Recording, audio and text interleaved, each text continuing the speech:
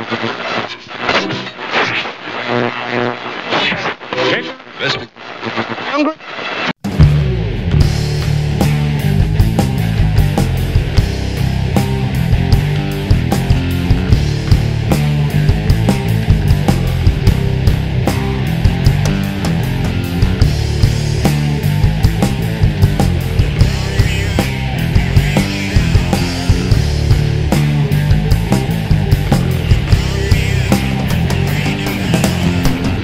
Bonjour et bienvenue dans ce nouveau numéro du Ciné-Scène. Et oui, on est au mois de septembre, c'est la rentrée scolaire, c'est la rentrée des chaînes télé et c'est donc aussi la rentrée pour notre petite web télé. Donc nous revoilà pour parler des sorties cinéma du mois de septembre. Et comme j'aime bien me contredire dès le départ, on va parler des sorties du 29 août.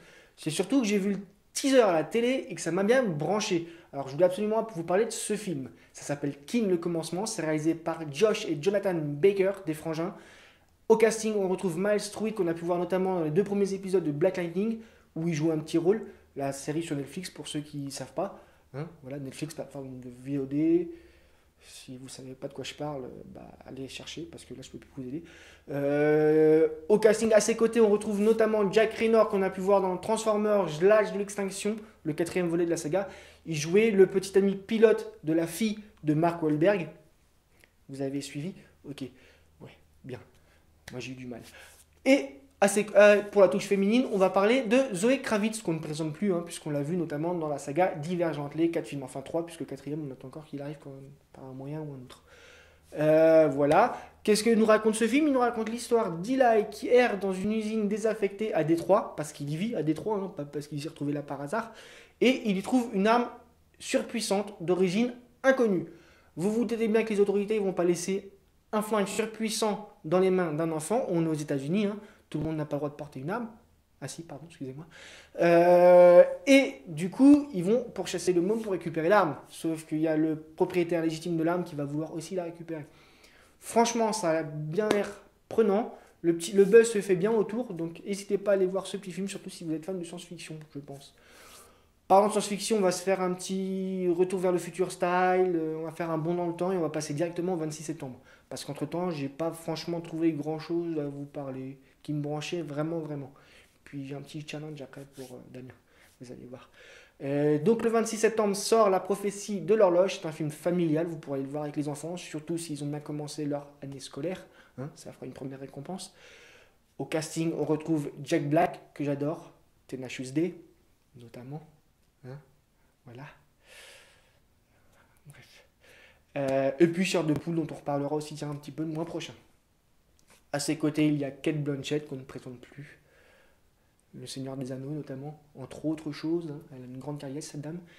Et le jeune Owen Vaccaro qui a une carrière un peu moins glorieuse pour l'instant, mais il ne fait que débuter, donc laissons-lui le temps. Qu'est-ce que ça nous raconte? Ça nous raconte l'histoire de Lewis qui va vivre chez son oncle dans une vieille demeure où les murs font tic-tac. J'ai bien dit où les murs font tic-tac et ne pas sont en tic-tac.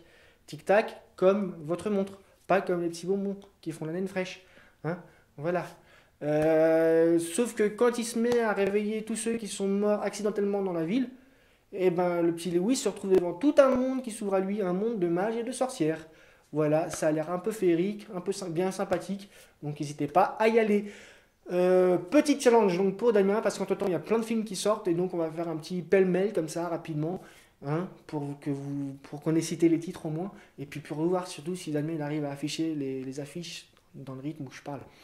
Et on commence tout de suite avec les films d'horreur, avec La Nonne, si c'est bien le titre du film, je vous assure, qui sort le 19 septembre, The Little Stranger, qui sort le 26 septembre, ou encore Hostile, qui sort le même jour. Si vous avez envie de vous faire peur, c'est les 3 films que je vous recommande.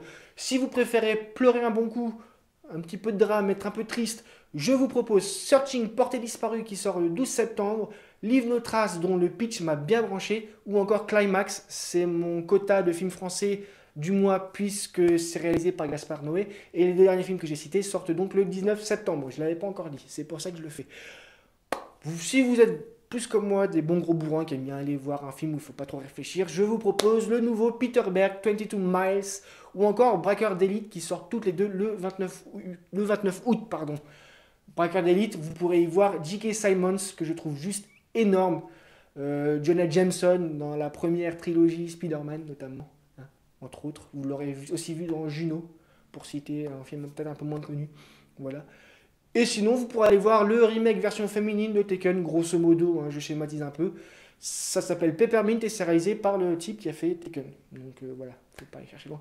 Pour les plus cinéphiles d'entre nous et les fans de cinéma asiatique, vous pourrez aller vous faire plaisir en allant voir le nouveau Kurosawa qui s'appelle Invasion et qui sort le 5 septembre. Et enfin, pour ceux qui préfèrent les westerns, les bons vieux classiques du cinéma hollywoodien, le western, hein, ça c'est un genre, voilà. Vous pourrez aller voir les frères Sister. C'est pas une erreur de ma part pour une fois, c'est bien le titre du film, je vous l'assure. Au casting, on retrouve l'énormissime Joaquin Phoenix, qui est d'ailleurs plus ou moins pressenti pour reprendre le rôle du Joker dans l'univers DC cinématographique. Nous, on se retrouve le mois prochain pour parler notamment de Vilain, puisqu'il y a 2 films qui les mettent un petit peu en évidence le mois prochain. On va se faire peur, mais gentiment, puisque ce sera de la peur familiale, on va dire. Et enfin, on parlera un peu musique. Il n'y a pas que le cinéma dans la vie, il y a la musique aussi. D'ici là, je vous dis à la prochaine fois pour de nouvelles aventures et que là, non, vous savez quoi, je vais essayer de trouver une nouvelle catchphrase pour cette année. Ouais, tiens, d'ailleurs, je vais aller la chercher maintenant.